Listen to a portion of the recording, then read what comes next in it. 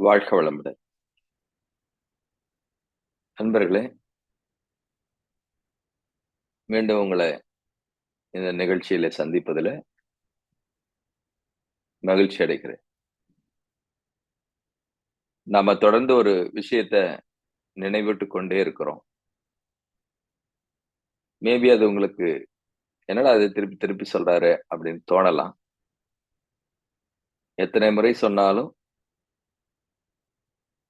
இந்த பயணத்துல இது மிக மிக அவசியமான ஒன்று. அந்த நிலை நாம் அடையும் வரை நினைவூட்ட வேண்டியது என்னுடைய கடமை என்று நானு நினைக்கிறேன். போன வாரம் நாம இந்த விழிப்புணர்வின் அவசியம் பற்றி பேசும்போது, அதனுடைய அடைவதற்கான வழி பற்றியும், அதற்கு சில பயிற்சிகள் இருக்கிறது. அத இன்றைக்கு நான் உங்களுக்கு சொல்லி தரேன் அப்படிங்கிறத சொன்ன ஞாபகம் இருக்கு.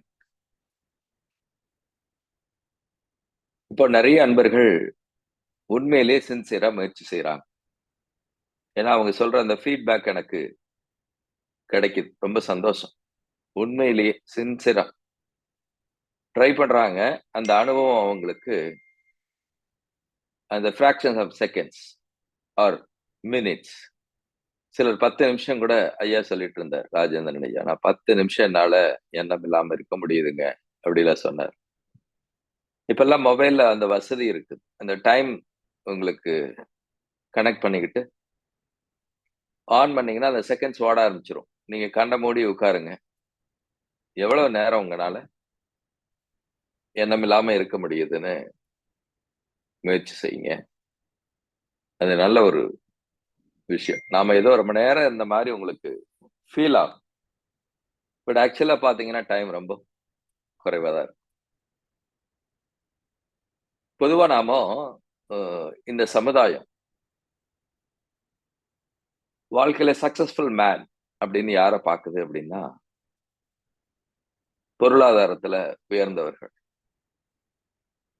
இன்னும் நேரடியா சொல்லப்போனா, சொந்தமா வீடு, கார் வசதி, தேவையான வேலையாட்கள். இதோடு இருக்கக்கூடிய ஒரு நபரு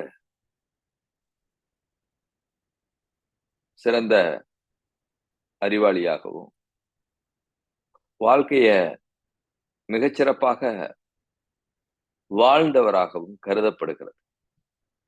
அப்படித்தானே? அதுதானே உண்மை. அப்படித்தானே பார்த்துட்டு இருக்கோம். அதான உண்மைன்னு கிடையாது. அப்படிதான் நாமும் எல்லாரும் நினைக்கிறோம். அந்த நிலையை அடைவதற்காக முயற்சி செய்து கொண்டிருக்கோம். நான் கடந்த 2 நாள் ஒரு நிகழ்வ பார்த்தேன். நம்ம வீட்ல சின்ன வேலை செஞ்சுட்டு இருக்காங்க பசங்க, சின்ன பசங்க. ஹார்ட்லி ஒரு 25, 23 அந்த மாரி ஏஜ். அவங்க அங்க நின்னுட்டு இருக்க கார்ல அவங்க பேர் எழுதிட்டு இருந்தாங்க. அது அந்த டஸ்ட் பட்டிருக்கும் இல்லையா? அதுல பேர் எழுதுறாங்க. "ஏன் சாமி, அங்கிள் இதே போல நானும் ஒரு கார் வாங்கணும்." அப்ப அந்த மனசுல என்ன தோணுது? அப்போ ஒரு ஒரு கற்பனையான ஒரு உலகத்த நாம ஏற்படுத்தி இருக்கிறோம். என்ன? இந்த வசதி வாய்ப்புகள் பெற்றுவிட்டால், அது முழு வாழ்க்கை வாழ்ந்ததற்கு ஆன சிறப்பை நாம் பெற்றுவிட்டோம் என்று நம்புகிறோம். அப்போ அப்படி பெற்றவர்கள்லாம் அப்படி இருக்காங்களா? வாய்ப்பு கிடைச்சா நீங்க தயவு செய்து பாருங்க. யாரெல்லாம் சக்சஸ்ஃபுல் மேன் லைஃப்ல அவங்க வெற்றியாளர்கள் என்றெல்லாம் இந்த சமுதாயம் கொண்டாடுதோ, அப்படிப்பட்ட நபர்கள் உங்களுக்கு அறிமுகமாயிருந்தால், தயவு செய்து அவர்கள் வாழ்க்கை முறையை கூர்ந்து கவனிச்சு பாருங்க. அங்க என்ன நடந்துட்டு இருக்குது ப்ராசஸ் அப்படின்னு சொல்லி. ஏன் அப்படி சொல்றேன்? ஏன் இவ்வளவு உறுதியா நான் உங்களுக்கு சொல்றேன்? அப்படின்னா, அது அல்ல. அது நாம கற்பனையில ஏற்படுத்திய ஒரு உலகம். இன்னும் சொல்லப்போனா உறக்கத்தில் நிகழ்ந்த நிகழ்வு. நான் அடிக்கடி ஒண்ணு சொல்லிட்டு இருக்கேன். நாம் அனைவருமே உறக்கத்தில் இருக்கிறோம். தூக்கத்தில் தான் செயலாற்றிக் கொண்டிருக்கிறோம். இத அடிக்கடி நினைவுறுத்திக்கங்க. போன வாரம் அதுக்கான உதாரணம் கூட ஒண்ணு சொன்னேன். என்ன? நான் மூச்சு விடுறேன்னு சொல்லிட்டு இருக்கேன். நம்ம எல்லாரும் அப்படித்தானே சொல்றோம். நாம மூச்சு விட்டுட்டு இருக்கோம். கிடையாது. அப்ப நான் மூச்சு விட்டுட்டு இருக்கேன்னு நாம நம்பிட்டு இருக்கோம். அது ஒரு உறக்கத்திலான நிகழ்வு. நாம அப்படி உறக்கத்துல அப்படி நம்பிட்டு இருக்கோம். நீங்க விடல. இது ஆதாரம். விஞ்ஞானம் உங்கள உயிரோட இருக்கீங்களான்னு எப்ப கணிக்குது? எப்படி கணிக்குதுன்னா, மூச்சு விடுறது நின்றா.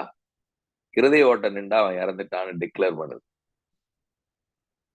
அதுக்கு தெரிஞ்ச அறிவு உட்பட்டு அவன் இறந்துட்டான் அப்படின்னு சொல்லுது. சுவாசத்த நாம நடத்துறது இல்ல. நீங்க உங்க விருப்பப்படி அது நடக்கிறது இல்லை. அடிப்படையான விஷயத்திலேயே நாம இன்னும் உறக்கத்துல தான் இருக்கிறோம். அதுவா நிகழ்ந்து கொண்டிருக்கிற ஒரு விஷயம். ஹேப்பனிங்ஸ்ன்னு சொல்லுவாரு ஐயா அடிக்கடி. அதுவா நடந்து கொண்டிருக்கிற ஒரு நிகழ்வு. அத நாம செய்துட்டு இருக்கிறோம்னு நினைச்சிட்டு இருக்கோம் பாருங்க. இதுதான் உறக்க நிலை.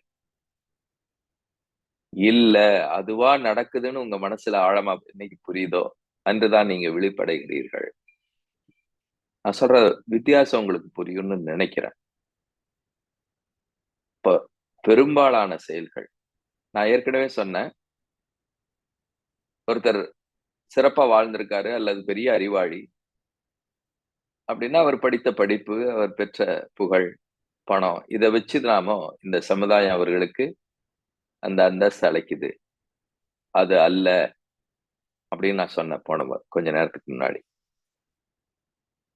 ஆமா, நம்ம எல்லாத்துக்குள்ள இந்த கேள்வி வரும். அப்ப எதுதான் உண்மையான சிறப்பு நிலை? உயர்ந்த நிலை எது? அவங்க தன்னை உணர்றாங்க பாருங்க. அதுதான் சிறப்பு. அதுதான் உயர்வு. தான் யாருன்னு தெரியாம ஆற்ற செயல்கள் அத்தனையுமே completely they spoil their life. இன்னும் உறக்கத்துல தான் அவங்க செய்து கொண்டிருக்கிறார்கள் அப்படிங்கிறது ஞானிகளின் வாக்கு. அவர் PhD படிச்ச டாக்டரேட்டா இருந்தாலும் சரி, எவ்வளவு பெரிய பதவியில இருந்தாலும் சரி, தன்னுணர்வு இல்லாம ஆற்றுகிற அத்தனை செயல், பதவி, படிப்பு, பட்டம், உயர்வு, பொருளாதாரம் எல்லாம் கம்ப்ளீட்லி உறக்கத்துல நிகழ்ற நிகழ்வுகள். ஷேடோ, மாயைன்னுலாம் சொல்றாங்க இல்லையா? அப்படி ஒன்றுன்னு சொல்றாங்க. அப்ப இந்த விழிப்புணர்வு பெறுவதற்கு பெரிய படிப்பு தேவையில்ல. உங்களுக்கெல்லாம் தெரியும். நம்மளுடைய மூத்த பேராசிரியர்களா இருந்தாங்க. நெறைய பேர் இப்போ இல்ல. அவங்கலாம் பெரிய படித்தவர்கள் எல்லாம், பட்டம் பெற்றவர்கள் எல்லாம் இல்ல. உணர்வாளர்கள், விழிப்பு பெற்றவர்கள், விழிப்பு நிலை பெற்றவர்கள். அம்மா, அண்ணன், அப்பா, தம்பி, உறவுகள் நெறைய நீங்க உருவாக்குறீங்க இல்லையா? அது நாம புரிந்து கொள்வதற்காக வாழ்க்கைய. அது எதுவும் உண்மை அல்ல. இது சொல்றது கொஞ்சம் கஷ்டமா தான் இருக்கும். அது எல்லாத்துக்கும் நமக்கு ஒரு நாள் புரிய போது அது. ஆமா, இது இல்லன்னு நம்ம அத்தனை பேருமே தெரிஞ்சுட்டு தான் நம்ம இந்த உலகத்த விட்டு போறோம். அப்போ உண்மையான ஞானம், உண்மையான அறிவு,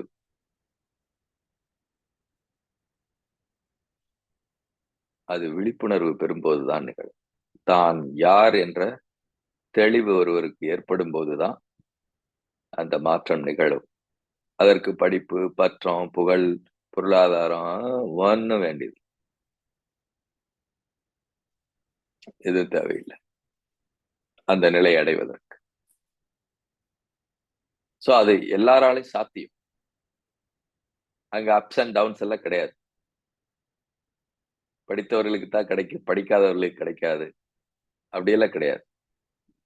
நீங்க நினைக்கிற பல விஷயங்கள் தானா நிகழ்ந்து கொண்டிருக்கிறது தான். நாம செய்துட்டு இருக்கோமா நினைச்சிட்டு இருக்கீங்க பாருங்க.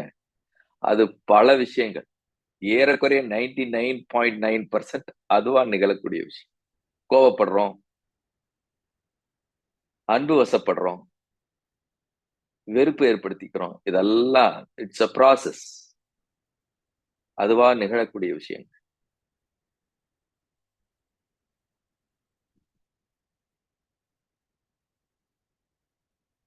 கேட்கறதுக்கு உங்களுக்கு ஆச்சரியமாக கூட இருக்கலாம். அது எப்படி அப்படி? நோ. அப்படிதான். நல்லா கவனிச்சீங்கன்னா உங்களுக்கு தெரியும்.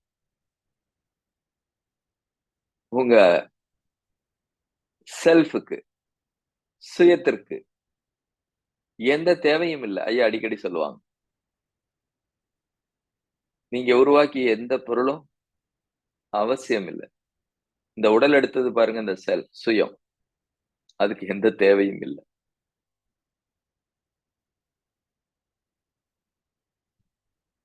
எந்த உறவுகளும் கிடையாது. இந்த தெளிவு, இந்த விழிப்பு நிலை, இந்த சுயம் பற்றிய தெளிவு நமக்குள்ள நடக்க வேண்டிய ப்ராசஸ். அத எப்படியாவது கொண்டுட்டு வந்துர முடியுமா? அல்லது அதுக்காக தீவிரமா பயிற்சி எடுத்தா நடக்குமா? இப்படியெல்லாம் நமக்குள்ள கேள்வி எழலாம். அது நமக்குள்ள நிகழக்கூடிய ஒன்று. இப்ப தியானம் பண்ணோம். தியானம் செய்ய முடியாதும்பாங்க ஐயா. அடிக்கடி சொல்லுவாங்க. அப்ப என்ன நடந்துச்சு? நாமெல்லாம் உட்கார்ந்து அதற்கான சூழலை ஏற்படுத்திட்டு காத்திருந்தோம். நமக்குள்ள அந்த ப்ராசஸ் நடக்க ஆரம்பிச்சது. அதுவா நடக்கும். நெறைய விஷயங்கள் அதுவா நடக்கிறத நாம நடத்துறதாக நினைத்துக் கொண்டிருக்கிறோம். உதாரணத்துக்கு நீங்க மூச்சு விடுறது, இருதயம் இயங்குறது, நுரையீரல் எல்லா விஷயத்தையும் எடுத்து பாருங்க.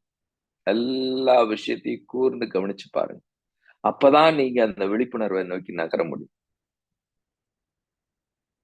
சும்மா கண்ண மூடி தவம் பண்றது ஒரு ஸ்டேஜ். கண்ண மூடி இதெல்லாம் உங்களுக்குள்ள அப்படியே ஓட விட்டு பாருங்க. ஐயா அப்படி சொல்றாரு, மூச்சு விடுறது நாம இல்லன்னா, அப்ப எது விடுது? Just go through. உள்ளுக்குள்ள போய் பாரு. என்ன நடந்துட்டு இருக்கு நமக்குள்ள? நாம என்ன நினைச்சிட்டு இருக்கோம்?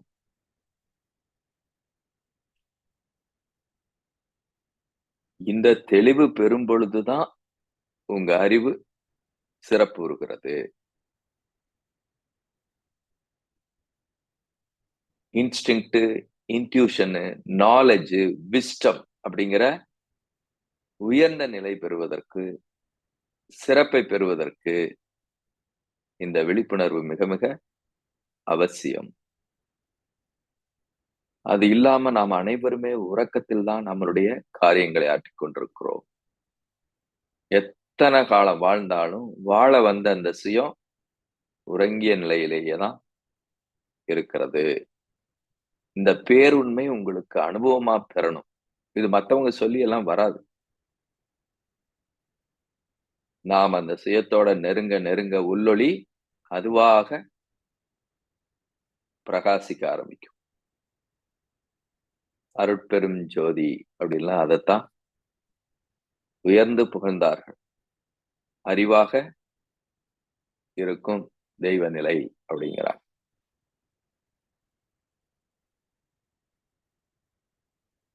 சோ அதற்கு பெரியவங்க பல வழிகளை கண்டுபிடிச்சாங்க. அந்த உணர்வு தளத்துக்கு போறது. இந்த விழிப்புணர்வை பெறுவதற்கு. எது தடையா இருக்கும்? நம்மளுடைய எண்ணங்கள் தான்.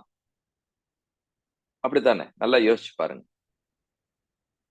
நீங்க உட்கார்றீங்க, தவம் பண்ணணும்னு இருக்கீங்க.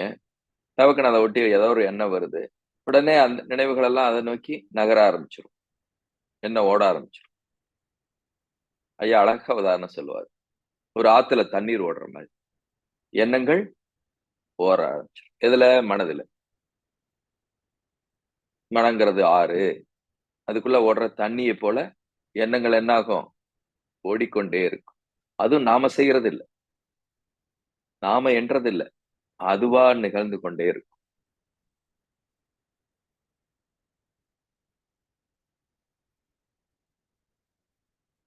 பல விஷயங்கள் அதுவாதான் நினைந்துட்டு இருக்கு.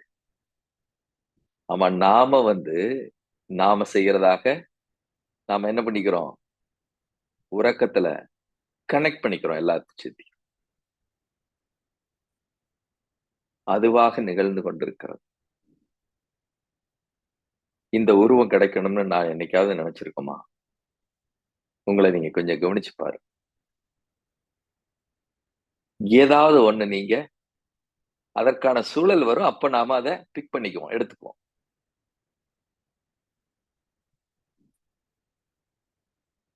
அப்போ அத அடைவதற்காக பல வழிகள கண்டுபிடிச்சாங்க. இன்னைக்கு நான் உங்களுக்கு சொல்லப்போற அந்த சஜஷன் என்னன்னா, பிராணாயாமம், மூச்சு பயிற்சி. சுவாசத்திற்கும் எண்ண ஓட்டத்திற்கும் நெறைய சம்பந்தம் இருக்கு. நாம நெறைய படிச்சிருப்போம். அத பத்தி தெரிஞ்சிருப்போம். சுவாசத்திற்கும், உங்களது எண்ண ஓட்டத்திற்கும்.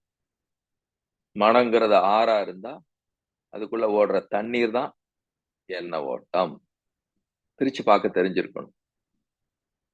அப்ப எண்ணமில்லாத மனம் சாத்தியம். அப்படி ஓடுற எண்ண ஓட்டங்கள் இருக்கு பாருங்க. அதற்கும் சுவாசத்திற்கும் நிறைய தொடர்பு இருக்கிறது. நல்லா யோசிச்சு பாருங்க. கோவம் வரும்போது உங்க பிரீத் ரேட், உங்களுடைய சுவாச ஓட்டம் வேகமா நிகழ்றத நீங்க கவனிக்க முடியும். கோபம், பயம், கவலை இந்த மாதிரி நேரங்கள்லாம் உங்களுடைய சுவாசத்தினுடைய ஓட்ட விகிதம் மாறிக்கொண்டே இருக்கும். அப்ப வேண்டாத எண்ணம் நமக்குள்ள வருதுன்னு வச்சுக்கோங்களேன். அத என்ன பண்ணணும் அப்படின்னு சொல்றாங்கன்னா, அந்த எண்ணம் வெளிய நம்ம விட்டு போகணும். என்ன பண்றது? எப்படி போக வைக்கிறது? தெரியாது நமக்கு. மீண்டும், மீண்டும் அதோட கனெக்ட் ஆகிட்டே இருக்கும். அப்போ வேகமா நல்ல அடிவயிறுல இருந்து மூச்ச என்ன பண்ண சொல்றாங்க? வேகமா, வேகமா வெளியேற்ற சொல்றாங்க. எப்ப வேண்டாத எண்ணம் நம்மள ஆக்கிரமிக்குதோ, நாம அத விட்டு வெளியேறதுக்கு வழி தெரியாம அதுக்குள்ள உழண்டு கொண்டிருப்போம்.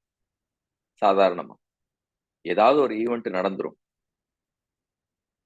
ஆக்சுவலா அதுவா நடக்கிற விஷயம் அது. நாம விழிப்போடு அத அணுக தெரியாததுனால என்ன பண்ணுவோம்? அந்த எண்ணங்கள நாம வெளியேற்ற முடியாம போராடிட்டு இருப்போம். அது நம்மை பற்றிய அபிப்பிராயங்களாக இருக்கலாம். அது நம்மள தாழ்ந்து பேசிட்டாங்க, அல்லது நம்மள அசிங்கப்படுத்திட்டாங்க. இல்லன்னா நாம இந்த சூழ்நிலைக்கு வந்துட்டோம். இதிலிருந்து விடுபடுவதற்கு வழியே இல்ல. இப்படி ஏதாவது ஒரு இறுக்கமான எண்ணம் நம்மள ஆக்கிரமிக்கும்போது என்ன பண்ண சொல்றாங்க? ஹார்டா அடிவயிற்றிலிருந்து மூச்ச என்ன பண்ண சொல்றாங்க? வேகமா வெளியேற்ற சொல்றாங்க. அப்படி ஏற்றும்போது என்ன பண்ணணும்? நம்மகிட்ட இருந்த அந்த வேண்டாத எண்ணம் வெளியேறுதுங்கிற பாவனையோட செய். ஒரு 3 முறை, 5 முறை. எண்ணத்தினோட வலிமை அதிகமா இருக்குதுன்னா, இன்னும் ஆழமா அத ஒரு 5 முறை, 10 முறை செய்துட்டு, அதுக்கப்புறம் நீங்க தியானத்துல உட்காரணும். நல்ல எண்ணமா இருந்தா அத சுவாசம் உள்ளிழுத்துக் கொள்ளலாம். அந்த எண்ணம் நமக்குள்ள இருக்கட்டும். அப்படின்னு நினைச்சீங்கன்னா. சோ இது ரொம்ப அடிப்படையான பயிற்சி. இதெல்லாம் உங்களுக்கு தெரிஞ்ச விஷயம் தான். எல்லாரும் சாமி பயிற்சியில எல்லா விஷயங்களும் நமக்கு சொல்லப்பட்டிருக்கு. ஏன் தியானத்துக்கு முன்னாடி நமக்கு நாடி சுத்தி, தண்டுவட சுத்தி எல்லாம் செய்ய சொல்றாங்க? ஏன் மனசோட நம்மள கனெக்ட் பண்ண சொல்றாங்க? அப்ப தியானம் நமக்குள்ள நிகழுவதற்கான அதற்கான சூழல மட்டும் தான் நாம உருவாக்க முடியும். அந்த சூழல், அந்த அமைப்பு, சிஸ்டம். நிகழ வேண்டியது நீங்க நினைத்து நிகழ முடியாது. அதுவா நிகழும். அதுவா நடக்கும். இந்த ப்ராசஸ் அதுவா நடந்துட்டே இருக்கும். நடந்துட்டே தான் இருக்கும். நாம செய்யறத தடுக்கத்தான் செய்வோம். திசை மாற்றுவோம், தடமாற்றுவோம், தடுப்போம். இல்லன்னா அதுவா இயல்பா நடந்துட்டு இருக்கும். விழிப்போடு இருந்தோம்னு வச்சுக்கோங்களேன். விழிப்பு நிலையோட இருந்தோம்னு வச்சுக்கோங்களேன். சுயத்த பற்றிய விழிப்பு நிலை நமக்கு இருக்குது. சுயத்தோட நாம இணங்கி பழகியிருந்தீங்கன்னா, தியான அனுபவத்துல நாம தியான அனுபவம் அதுதான். அதோட இணங்கி எவ்வளவு அதோட ஒன்றுறோமோ, அந்த ஒன்றுதல், ஹார்மனி நிகழ, நிகழ, நிகழ, நிகழ அந்த டிட்டாச்மெண்ட் இயல்பா நமக்கு வரும். நம்ம எல்லாராலையும் உணர முடியும். நோ, இது அதுவா நிகழக்கூடிய விஷயங்கிறது தெரியும். அப்படி இல்லைன்னா நாம என்ன பண்ணிருவோம்? நாம போய் அதுக்குள்ள போட்டு இன்னும் அதை அக்ரவேட் பண்ணும், அதிகப்படுத்தும். அன்பர்களே, சோ இந்த விழிப்புணர்வுக்கான பயணத்துல இன்னைக்கு சின்ன சிம்பிளான ஒரு டெக்னிக், அதத்தான் யமம் நியமம் ஆசனம் பிராணாயாமம்ங்கிறாங்க. ஆசனம் உடலுக்கான பயிற்சி ஆசனம், பிராணாயாமம் மூச்சுக்கான பயிற்சி. இதெல்லாமே ப்ரிப்பரேஷன். எதுக்கு? பிரத்யாகார, தாரண, தியான, சமாதி என்ற 4 நிலையை பெறுவதற்கு, அடைவதற்கான வழிகளுக்கான அடிப்படை முயற்சி. சோ உடற்பயிற்சி அதுல எல்லாம் காம்ப்ரமைஸே பண்ணக்கூடாது. நம்ம நண்பர்கள்லாம் சொல்லுவாங்க சிலர்லாம், ஐயா எனக்கு கை வலிக்குது, கால் வலிக்குது. அப்புறம் நான் கேட்கிற ஒரே விஷயம், உடற்பயிற்சி எல்லாம் பண்ணீங்களா? இல்லைங்க, ஒரு 10 நாள் விட்டுட்டேன். பேசிக் அது. அதை ஒட்டி மூச்சு பயிற்சி. இது 2 சரியா நடக்குதுன்னு வச்சுக்கோங்களேன். நம்மளுடைய உடற்பயிற்சியிலே அதெல்லாம் சாமிஜி எளிமைப்படுத்தி கொடுத்திருக்காங்க. கொஞ்சம் அதிகமா செய்யணும்னு நினைச்சவங்க அதிகமா செய்யலாம். தவறு ஒண்ணும் இல்ல. 5 முறை தான் செய்யணும் அப்படின்னா 10 முறை செய்துக்கலாம். சேர்ந்து செய்துக்கலாம். காய்கல்பமே 10 அஸ்வினி முத்திரை போடுறீங்க. நல்ல உடம்பு தாங்குது, நல்ல கம்ஃபர்டபுளா இருக்குன்னு சொன்னா இன்னும் 10 சேர்த்து போட்டுக் கொள்ளலாம். அஸ்வினி முத்திரை. அது உடம்பு ஒத்துழைச்சுச்சுன்னா செய்து கொள்ளலாம். தவறு ஒன்றும் இல்லை. காய்கல்பத்துல நம்ம பேராசிரியர்லாம் சொல்லுவாங்க. எதுக்காக சொல்லணும்னா அதெல்லாமே ப்ரிப்பரேஷன். சோ மூச்சு பயிற்சி விழிப்புணர்வை நோக்கிய பயணத்துல பெரிய சப்போர்ட்டா இருக்கும். அதான் இப்ப சொன்னேன் இல்லையா? நல்ல அடிவயிற்றுல இருந்து என்ன பண்ணணும்? நம்ம கிட்ட இருக்கிற வேண்டாத எண்ணத்தை சுவாசம் வழியா வெளியேற்றுறவங்கிற நினைவோட வேகமா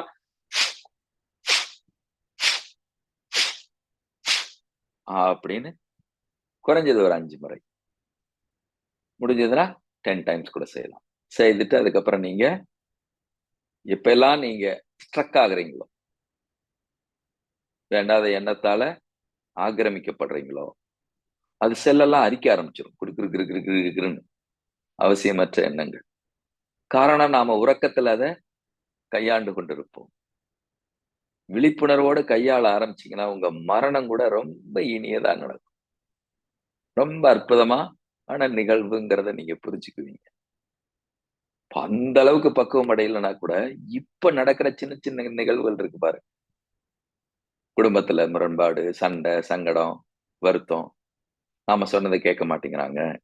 அது அவர்கள் சொல்றது நமக்கு ஏற்புடையதாக இல்லை. இப்படி எல்லாம் இருக்கு பாருங்க. இதுக்கு மேஜர் பிளேயர் ஒருத்தர் இருக்காரு மேல. ஒரு இயற்கை அது நகர்த்திட்டு இருக்கு. நாம் அது தெரியாம சம்பந்தப்பட்ட கேரக்டர் கூட சண்டை போட்டுட்டு இருப்போம். உன்னாலதான்டா எனக்கு இது நடந்துருச்சு. நோ, டைரக்டர் ஒருத்தர் மேல இருந்து இதை என்ன பண்ணிட்டு இருக்காரு? இயக்கிட்டு இருக்காரு. உங்களுக்குள்ள நிகழ்ற சுவாசத்துக்கு கூட அவர் டைமிங் கொடுத்திருக்காரு. இவ்வளவு செகண்ட்ஸ்ல இது நடக்கணும். ஏங்க இவ்வளவு பெர்ஃபெக்ட்டா டிசைன் பண்ணிருக்கு. இதுல நான் எங்க வந்ததுன்னா யோசிச்சு பாருங்க. நாம எங்க வந்தோம் அங்க? எப்படி உருவாச்சு? சோ அது ஒரு உறக்கத்தில் நடக்கிற நிகழ்வு அப்படிங்கிறத நீங்க புரிஞ்சுட்டு விழிப்புணர்வை நோக்கிய உங்களுடைய பயணம் இன்னும் சிறப்புறட்டும் என்று சொல்லி இன்றைய விழிப்புணர்வுக்கான பயணத்துல முதல் கட்ட பயிற்சியா சுவாச பயிற்சிய நீங்க யுக்தியா பயன்படுத்திக்க. நாம நிறைய பேருக்கு நிறைய பிராணாயாம பயிற்சிகள் எல்லாம் தெரியும். நாடு சுத்தி, தண்டோட சுத்தி, சித்தாரி, சிரத்காரின்னு நிறைய சிஸ்டம் இருக்கு நிறைய. இது ரொம்ப எளிமையான அணுகுமுறை. கட்டாயம் வாய்ப்பு இருப்பவர்கள் பயன்படுத்திக் கொள்ளணும். உங்களுடைய பயணம் இன்னும் சிறப்பாக முழுமையை நோக்கி அமையட்டும் என்று சொல்லி இன்றைய சிந்தனையை நிறைவு செய்கிறேன். வாழ்க வளமுடன், வாழ்க வளமுடன், வாழ்க வளமுடன்.